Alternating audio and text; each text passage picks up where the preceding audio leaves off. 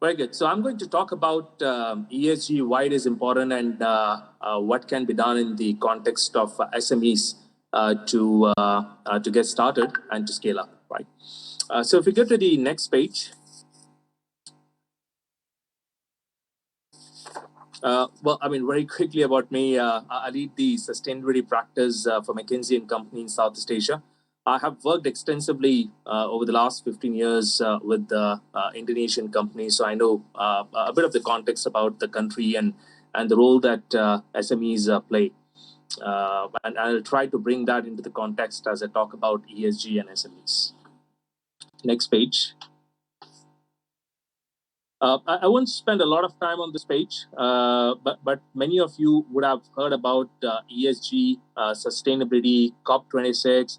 Basically, this theme has been around for some time, but clearly it is taking a lot more prominence in the context of the COP26 that happened in Glasgow last year, and also in the context of the Indonesian G20 presidency. And one of the core themes being sustainable finance. This is becoming increasingly important to figure out how to transition to a just and a sustainable economy. Next page. Now I'll talk about ASEAN and Indonesia, but I just wanted to paint the context starting from Asia, how this is unique and important for Asia. Of course, I mean, globally, this is a very relevant thing, but even more important for Asia, right? For example, if you look at the number of people at risk of lethal heat waves, 80% of that are expected to reside in Asia, right? About 75% of the GDP or the capital destruction that could happen from climate change is expected to be in Asia. So we feel and we see that the climate risk has a disproportionate impact on Asia and Asian economies, and that's why it's very imperative for the Asian economies to take lead on this aspect. Next page. And the reason this is becoming increasingly important is historically, look, I mean, as I said, the whole theme of sustainability has been around and ESG has been around for quite some time. But historically, this was driven largely by the governments. What we have seen happen in the last couple of years, very, very fast and very extensively, is the role that the consumers and the private sectors have started to play. So if you look at the consumers, we ran this survey across many different countries and many different stakeholders. As you could see, the consumers are wanting to have greener products. The consumers are beginning to pay green premiums for these greener products, right? So that is the one big shift that we see. The second big shift that we see is the availability of the private capital. And you might have heard about this Global Financial Alliance for Net Zero, and this was announced in COP26. The finance managers and investors with about $130 trillion worth of capital have decided to reallocate their portfolio over the next few decades towards the sustainability and climate change theme. And the third important thing that we see happening is increasingly talent is getting attracted to companies that stand for some purpose and is looking to drive sustainability within the countries and globally. So these are the three big shifts we see why this is becoming increasingly important. Now, this was the risk side of it. If you go to the next page, we did want to also talk about the upside on the next page. Yeah. So it's not just about managing risk. We also feel there's a very significant upside the ESG and the sustainability theme has to offer. So globally, we see about $2 to $5 trillion worth of additional revenue pools and value pools that will be created. And that's why it's important for SMEs to also have access to this, to move on this journey, to ensure this is not just disproportionately captured by non-SMEs and large organizations. Right? So that's something about what's happening globally in the world of ESG. Now coming to ASEAN, let's spend a few minutes on ASEAN. So next page. So ASEAN is, of course, very important in this context. As a region, we account for about 6% of world's emissions. And Indonesia, of course, accounts for a big chunk of it, but also clearly then the biggest opportunity.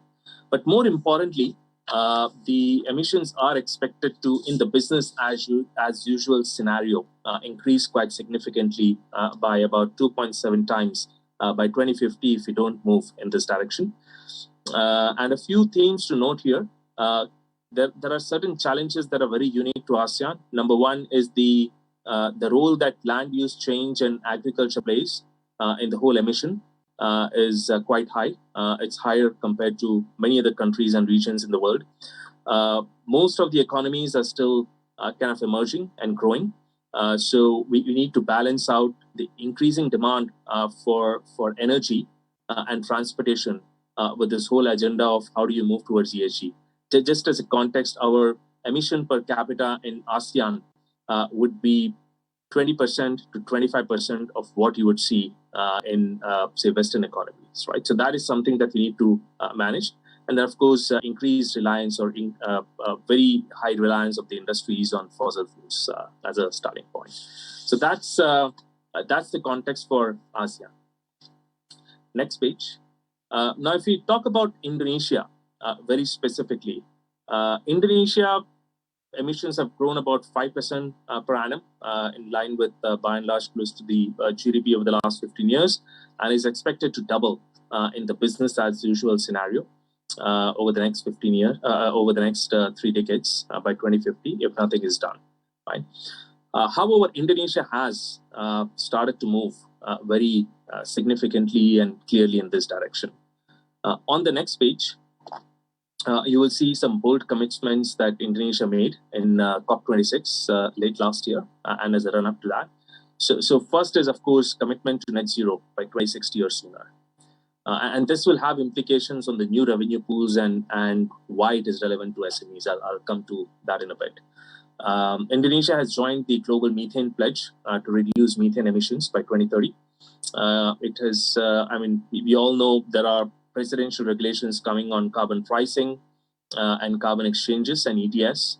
We have committed to the forestry and other land use to reach the net zero carbon sink by 2030, and also the reducing of marine plastics by 70% by 2025. Right. So these are very significant commitments which will have implications on how the industries and SMEs will see this evolve over the next 10 years or so.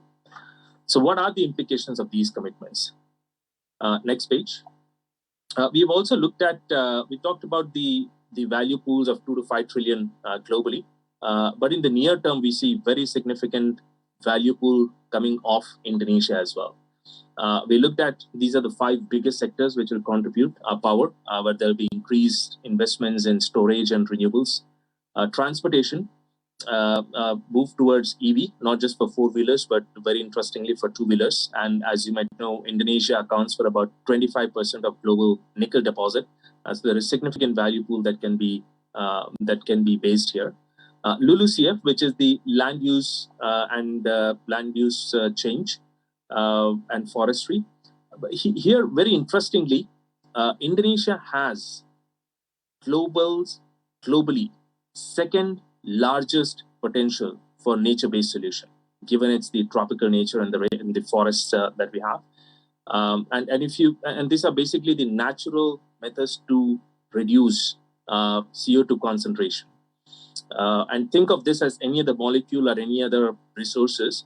And if Indonesia can harness that, the second largest potential for nature-based solution, that this can be one of the significant contribution to the world. So think of Indonesia as almost the lungs of the world. So very significant opportunities in Indonesia that we see. And in this context, next page, we all know SMEs do play a disproportionate role in Indonesia's economy. You've all seen the numbers, you've heard the numbers. BRI has been one of the biggest proponents of driving SMEs, MSMEs, and Ultra.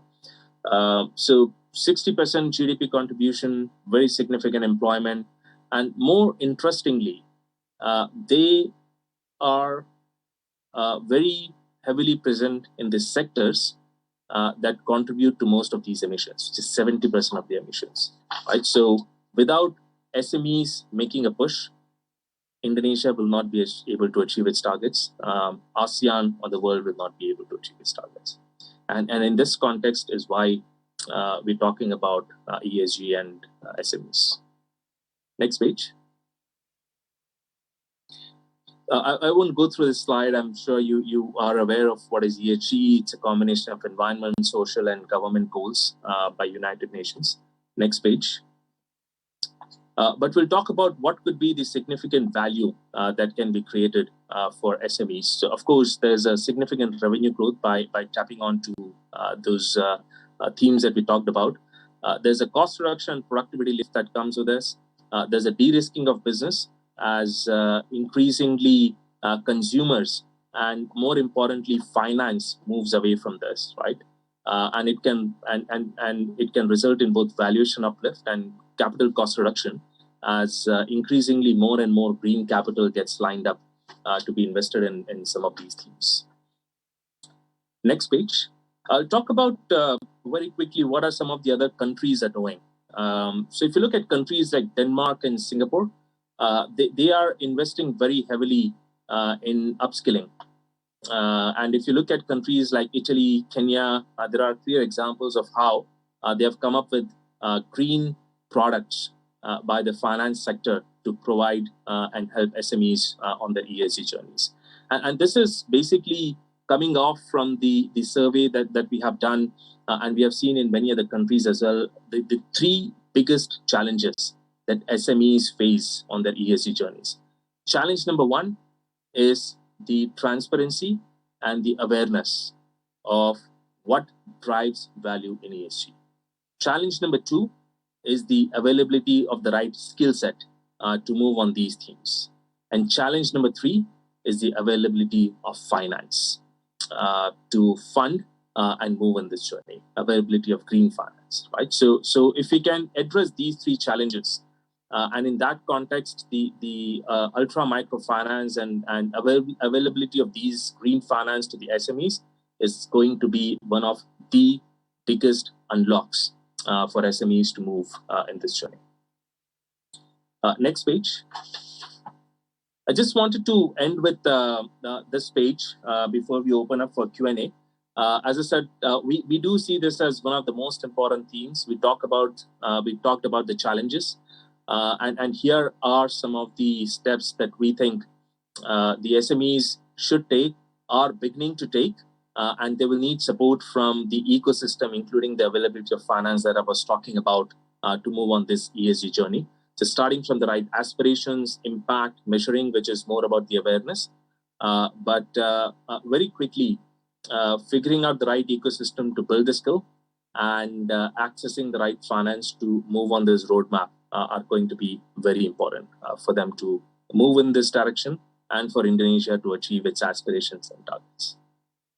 With that, I thank you to listen to this, and I'll open up for questions.